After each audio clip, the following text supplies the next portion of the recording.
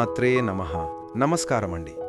వృషభరాశి వ్యక్తులు కోటీశ్వరులు కాబోయే ముందు వీళ్లకు వచ్చేటటువంటి అతి ముఖ్యమైన సంకేతాలు ఇవే.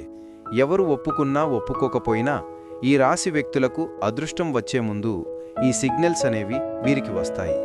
అయితే ముఖ్యంగా ఈ రాశి వ్యక్తులు మీ జీవితంలో అదృష్టం అనేది రావాలంటే గనుక ఈ 3 పనులు మాత్రం చేయకూడదు. అవి గనుక మీరు చేస్తే మీ జీవితంలో ఎదుగుదల అనేది ఉండదు. ఈ వృషభరాశి వ్యక్తుల జీవితంలో ఎటువంటి పనులు చేయకూడదు.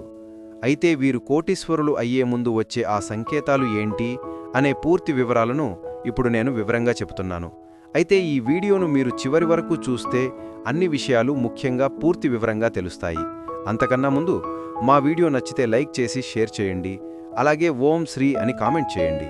ఇక వీడియోలోకి వస్తే వృషభరాశి రాశి చక్రంలో 2వ రాశి. ఈ వృషభరాశికి అధిపతి శుక్రుడు. కృత్తికా నక్షత్రము 2, 3, 4 పాదాలు, రోహిణి నక్షత్రము 4 పాదాలు, మృగశిర నక్షత్రము 1, 2 పాదాల్లో జన్మించిన వారంతా కూడా వృషభరాశికి చెందుతారు. వీరి జాతకాన్ని పరిశీలిస్తే పెద్ద వ్యాపారంలో గాని స్పెక్యులేషన్లో గాని నష్టపోవు అవకాశం ఉంది. భవన నిర్మాణ పరిశ్రమకు సంబంధించి ఏది చేపట్టినా వీరు విజయవంతంగా ముందుకు వెళ్తారు. ఈ వ్యాపారంలో వీరు ప్రవేశిస్తే దినదిన ప్రవర్ధమానంగా ఎదుగుతూ ఉంటారు. దీనితో పాటు వీరు రియల్ ఎస్టేట్ రంగంలో సైతం లాభాల బాటలో పయనిస్తారు. ఈ రాశివారు గ్లాసు, పేపరు పరిశ్రమల జోలికి వెళ్లకపోవడం మంచిది. వృషభరాశివారు సాంఘిక కార్యక్రమాలలో బాగా రాణిస్తారు. ఫోటోగ్రఫీ, చిత్రలేఖనము, ప్రసిద్ధ విట్టుల ఫోటోలు సేకరించుట, నాణేలను సేకరించుట వంటి వాటిపై వీరికి చాలా ఆసక్తి ఉండును. వస్త్రములు, సుగంధ ద్రవ్యములు, సంగీత పరికరాల వ్యాపారాలలో ఎంతో బాగా రాణిస్తారు. ఈ రాశివారికి చక్కటి శారీరక నిర్మాణము, మంచి ప్రాణశక్తి ఉంటుంది. మిగిలిన రాశుల కంటే వృషభరాశి వారికి చక్కటి ఆరోగ్యం ఉంటుంది.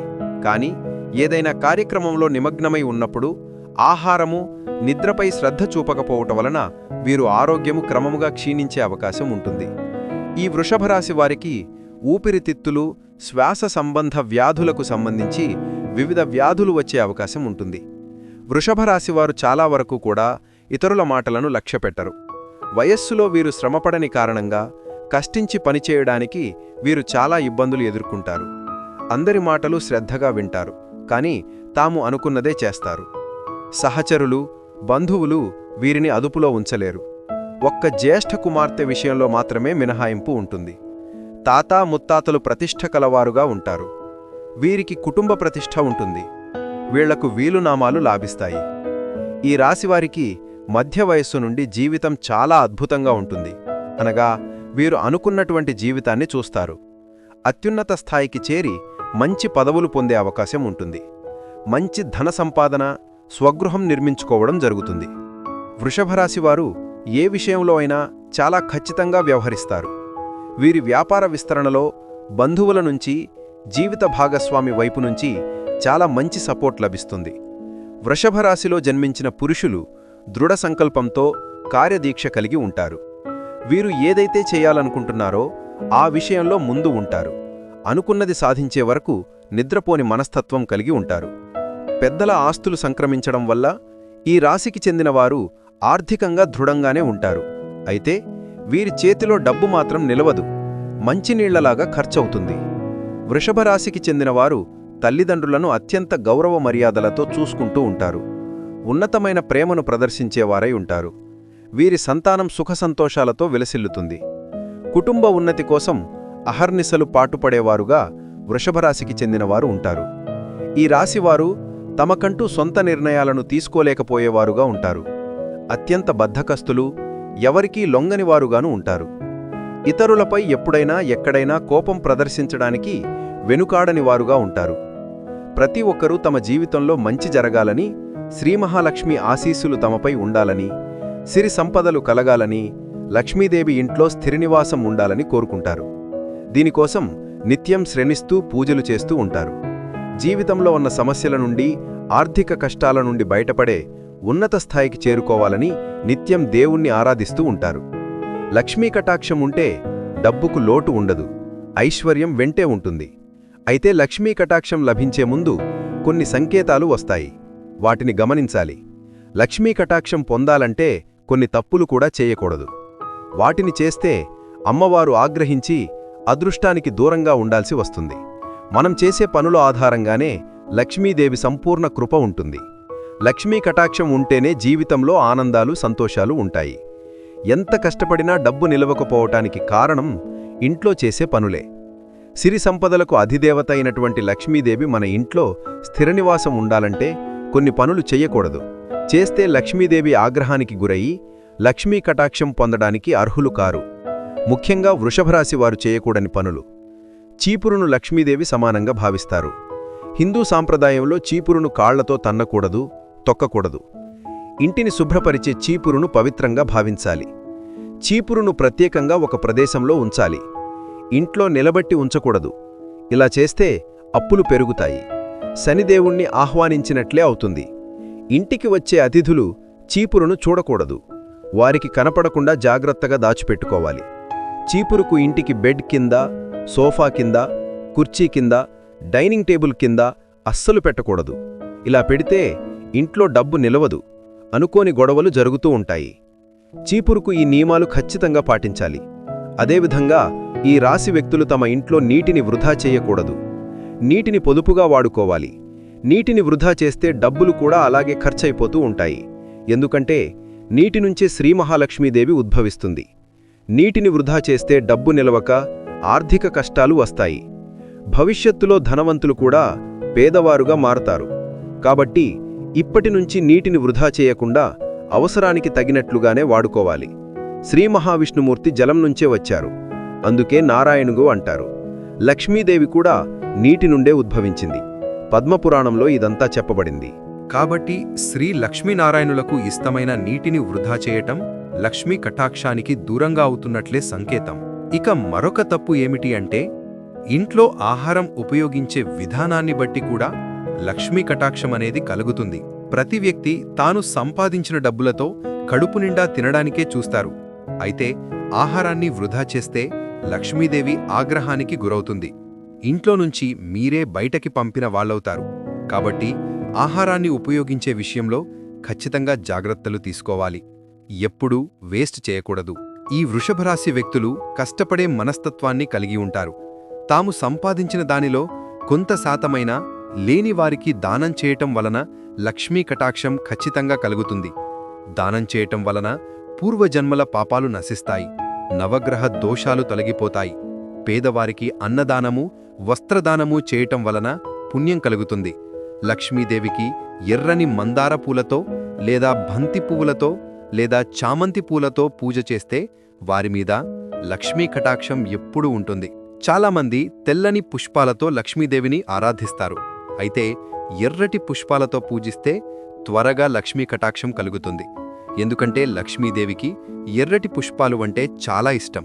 కాబట్టి అమ్మవారికి ఈ ఎర్రని పుష్పాలతో పూజ చేస్తే అతి త్వరలో లక్ష్మీ కటాక్షాన్ని పొందుతారు. ఈ వృషభరాశి వారికి అదృష్టం వస్తుందని తెలియచేయడానికి కొన్ని సూచనలు ఉంటాయి. అవి బల్లి రాక. ఇంటి గోడమీద ఒకేసారి 3 బల్లులు కనిపిస్తే అది ఖచ్చితంగా లక్ష్మీ కటాక్షానికి సంకేతం. అతి త్వరలో వీరికి ఆర్థికంగా ధనయోగం కలుగుతుంది. పక్షుల గూళ్ళు. మీ ఇంటి పరిసర ప్రాంతాల్లో పక్షులు గూళ్ళు కట్టుకుంటున్నట్లయితే లక్ష్మీ కటాక్షం కలుగుతుందని అర్థం. చీమలు. ఇంటి పరిసరాలలో నల్ల చీమలు గుంపులు గుంపులుగా కనిపిస్తే అదృష్టం వరించబోతుందని సూచన. ఎర్ర చీమలు కనిపిస్తే ఇంట్లో గొడవలు, డబ్బు ఖర్చులు జరుగుతాయని సంకేతం. అదే నల్ల చీమలు కనిపిస్తే ఆకస్మిక ధనయోగం కలుగుతుందని సంకేతం. కలలు. వృషభరాశి వ్యక్తులకు కలల రూపంలో కూడా కొన్ని సూచనలు తెలుస్తాయి. తులసి మొక్క చుట్టూ బల్లులు కనిపించినట్లు కల వచ్చినా లేదా చేతిలో దురద పెట్టినట్లు కల వస్తే ఖచ్చితంగా అదృష్టం వరించినట్లే అనడానికి ఇదొక సంకేతం. కలలో పాము కనిపిస్తే శుభసూచికంగా, 2 తలల పాములు కనిపిస్తే విపరీతమైన అదృష్టం వస్తుందని అర్థం. కలలో గుడ్లగూబ, పాము, బల్లి, గులాబీ పువ్వులు, ఏనుగు, చీపురు, శంఖల్లాంటివి కనిపించినా ఐశ్వర్యం కలుగుతుందని సూచన. శబ్దాలు. కొన్ని శబ్దాలు కూడా అదృష్టాన్ని తీసుకువస్తాయని సంకేతం. కోకిల కూత వినడానికి ఎంతో వినసొంపుగా ఉంటుంది. మనస్సు ప్రశాంతంగా మారుతుంది. కోకిల కూత ఈ రాశి వ్యక్తులకు కొన్ని దిశల నుండి వినిపిస్తే శుభాలుగాని అశుభాలుగాని జరుగుతాయని సంకేతం. ఆగ్నేయ దిశగా వస్తే నష్టానికి సూచిక. సాయంత్రంగాని మధ్యాహ్నంగాని వినిపిస్తే శుభంగా పరిగణించవచ్చు. మామిడి చెట్టుపైన కోకిల కూస్తూ కనిపించినా లక్ష్మీ కటాక్షం పొందుతారని గుర్తు. గుడ్లగూబ కనిపించినా లేదా ఎదురు వచ్చినా వీరి జీవితంలో ఊహించని మార్పులు చోటు చేసుకుంటాయని అర్థం. ఈ వృషభరాశి వ్యక్తులు మీ జీవితంలో కోటీశ్వరులుగా కాబోయే ముందు వచ్చేటటువంటి ఈ సంకేతాలను, మీ జీవితంలో గనక ఇలాంటి సంకేతాలు కనిపిస్తే ఖచ్చితంగా ఐశ్వర్యాన్ని పొందుతారు. ఇక అదేవిధంగా మీరు గనక మీ ఇంట్లో ఈ 3 తప్పులు కూడా చెయ్యకండి. ఇలా చేస్తే మీరు దురదృష్టానికి దగ్గరవుతున్నట్లుగా అర్థం. వృషభరాశి వారికి ఇంట్లో ఎప్పటినుంచో ఆ దేవత అనుగ్రహం ఉంది, కానీ మీరు ఆమెను గుర్తించలేదు. గత 5 సంవత్సరాల్లో జరిగిన కొన్ని ప్రమాదాలు త్రుటిలో తప్పించుకున్నారు అంటే అది ఆ దేవత కటాక్షమే. ఆమె ఎల్లప్పుడూ మిమ్మల్ని కాపాడుతుంది. కాబట్టి మీరు చాలాసార్లు చూసి ఉంటారు, కొన్ని పనులు అస్సలు మిమ్మల్ని కంప్లీట్గా ఇబ్బందులకు గురిచేసే సమయంలో మీరు త్రుటిలో తప్పించుకుంటారు. ప్రమాదాల నుంచి కూడా మీరు చిన్న చిన్న దెబ్బలతో బయటపడుతూ ఉంటారు. ఇవన్నీ ఏంటి అంటే ఆ దేవత మిమ్మల్ని ఎల్లప్పుడూ సంరక్షిస్తుందని అర్థం.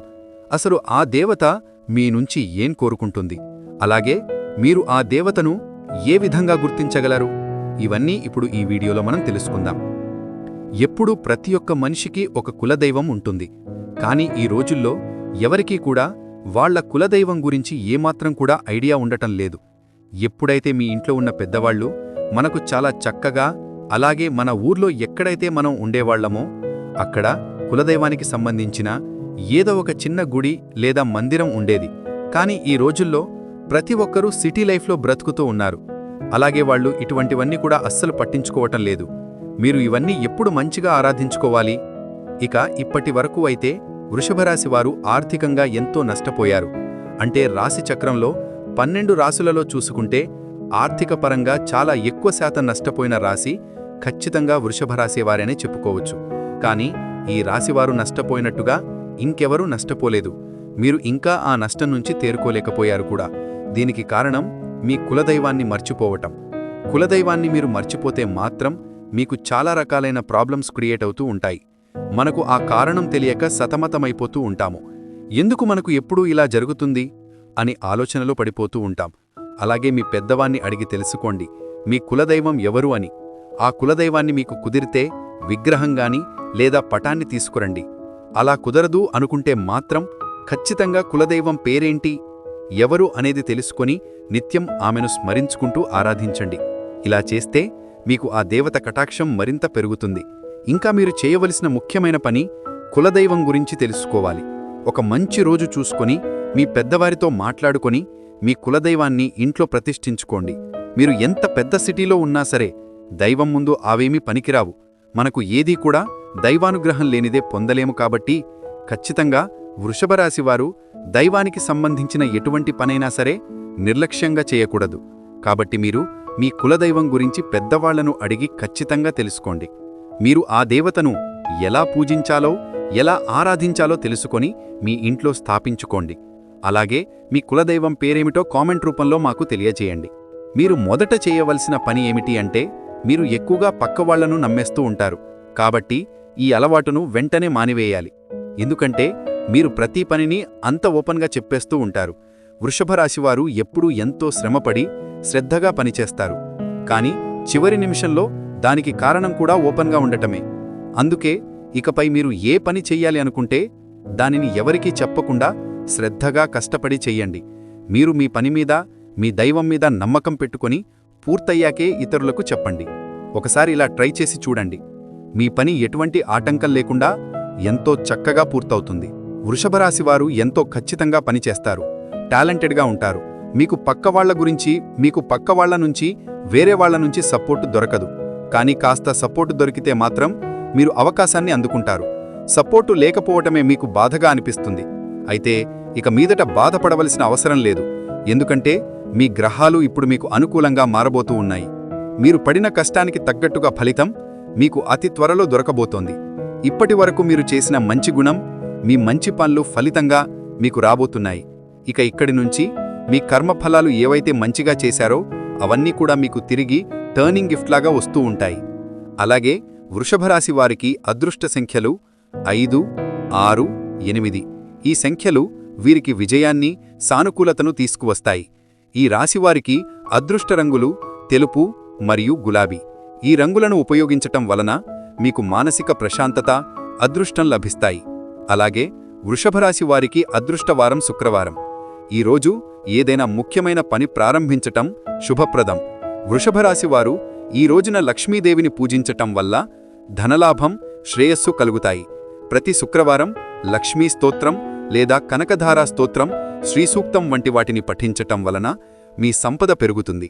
అలాగే పేదలకు లేదా అవసరంలో ఉన్న వారికి పాలు, పెరుగు, పటిక బెల్లం లేదా తెల్లని వస్త్రాలు వంటి తెల్లని వస్తువులను దానం చేయటం వలన మీరు ఎక్కువ పుణ్యఫలితాన్ని పొందుకుంటారు.